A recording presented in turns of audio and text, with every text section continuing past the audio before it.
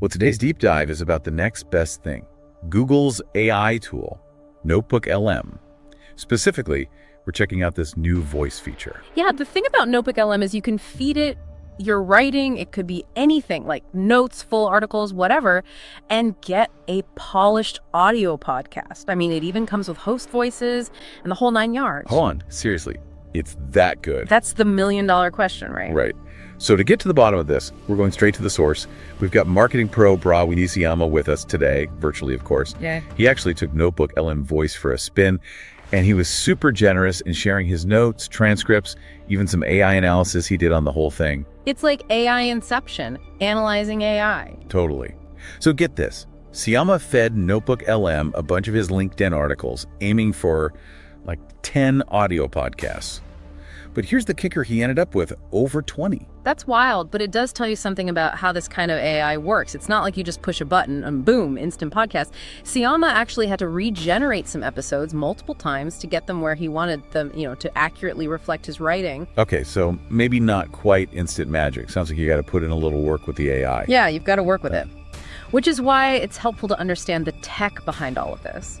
Seyama used this text analysis tool, Voyant Tools, to see what was really going on under the hood. Voyant Tools, break that down for us. What is that? It's basically a way to look at written content and analyze it for different things, like recurring themes, patterns, how complex the language is. One thing it uses is this TTR score, which stands for type token ratio. It tells you how varied the vocabulary is. So a higher score, that means more variety. Like it's not just using the same old words over and over. Exactly. And what Seyama found was, while NotebookLM summarized his ideas well, the TTR score showed it relied on certain phrases like shiny new, deep dive, and makes you wonder popped up all over the place.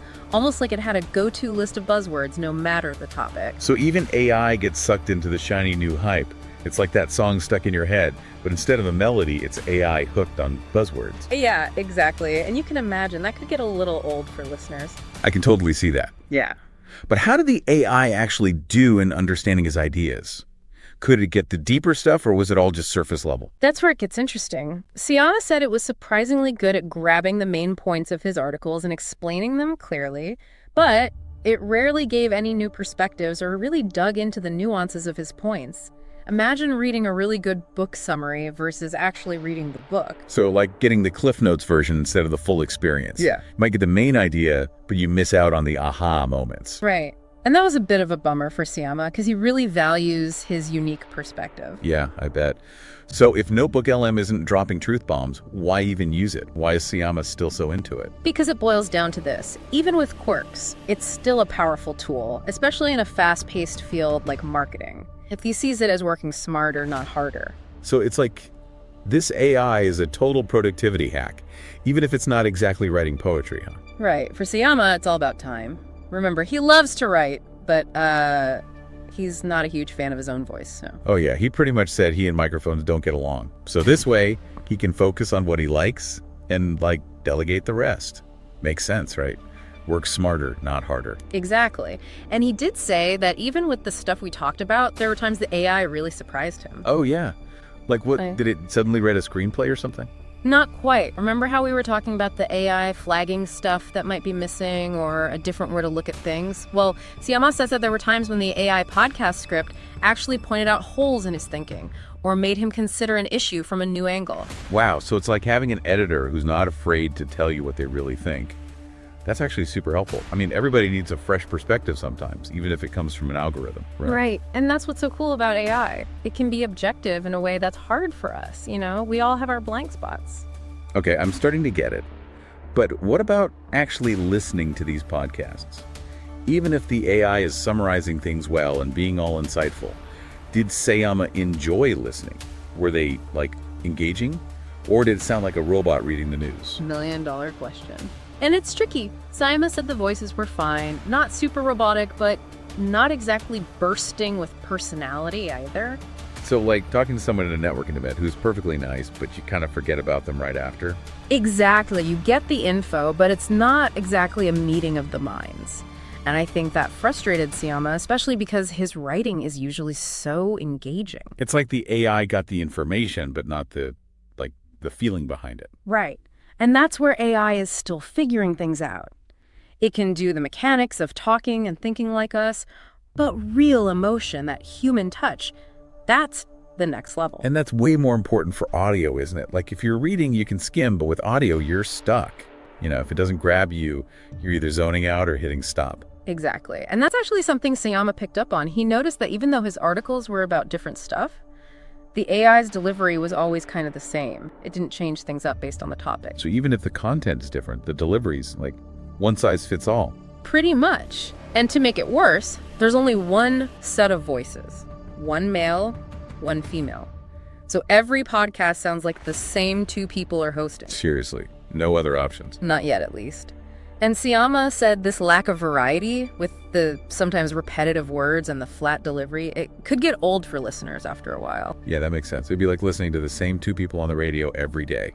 Even if they're talking about different stuff, it'd get predictable. Right. So while Seyama sees the potential, he's also realistic, especially since he's all about creativity and getting people to think. So it's like a trade-off, right? Efficiency on one hand, but losing that unique human touch on the other.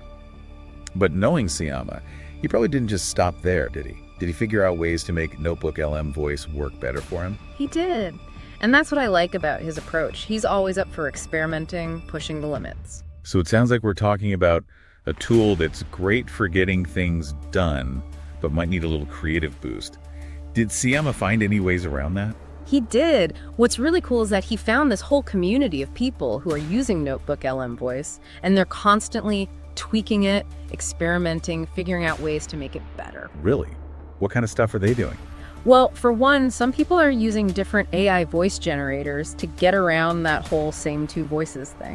So they're giving their AI podcast a voice makeover. I like it. Exactly. It's pretty ingenious. And it's not just the voices either. Some people are even using other AI tools to create custom avatars for their podcasts. Whoa, so they're giving it a whole visual identity, even though it's AI generated. That's wild. Yeah.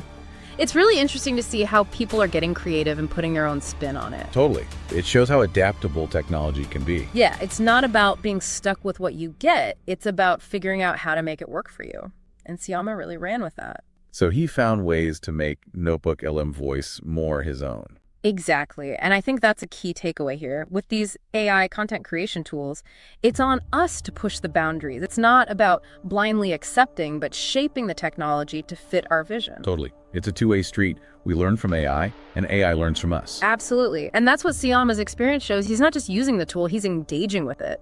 They're like a collaboration, in a way. Exactly. And you know what Seyama said at the end of all this? He said, the most exciting thing about this tech isn't about replacing human creativity, but about what we can create with it. That's a really good point. It's about AI helping us reach new heights, not holding us back.